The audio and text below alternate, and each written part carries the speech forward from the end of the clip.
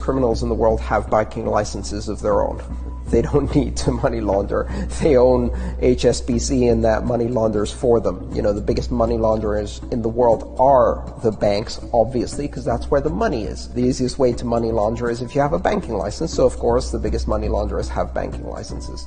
These are excuses. What they want to do, of course, is, they say, taxation and corruption, but in fact, this actually increases corruption.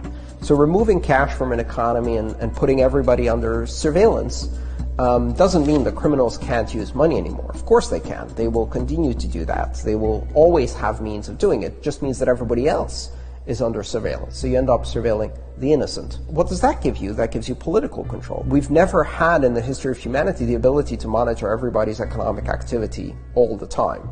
And to give that power to governments without question is extremely dangerous. It won't reduce crime, but it will turn governments into criminals. It won't reduce corruption, but it will increase corruption at banks. And it will put people at the mercy of a system in which, at a flick of a binary switch, you can become a non-person.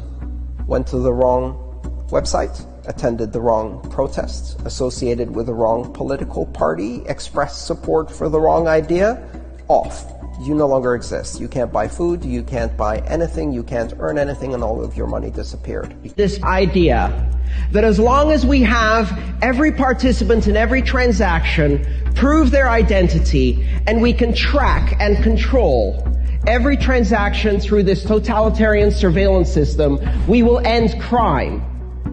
And in order to believe in that false idea of safety through totalitarian control, we condemn billions of people to poverty.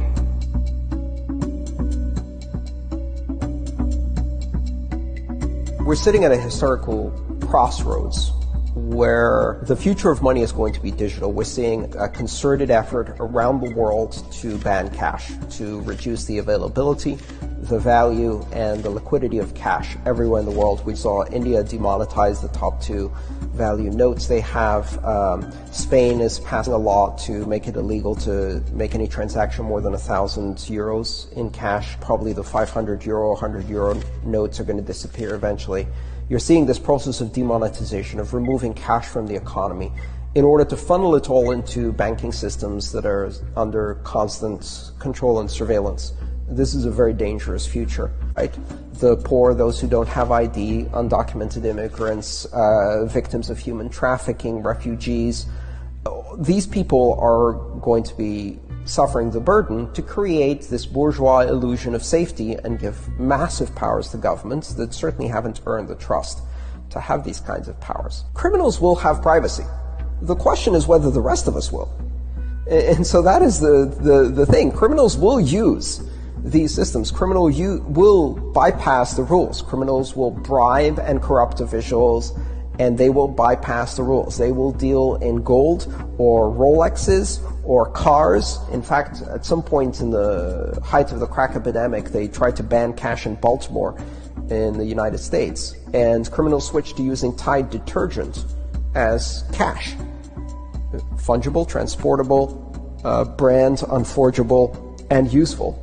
Just crates of Tide, move it around from Right. houses.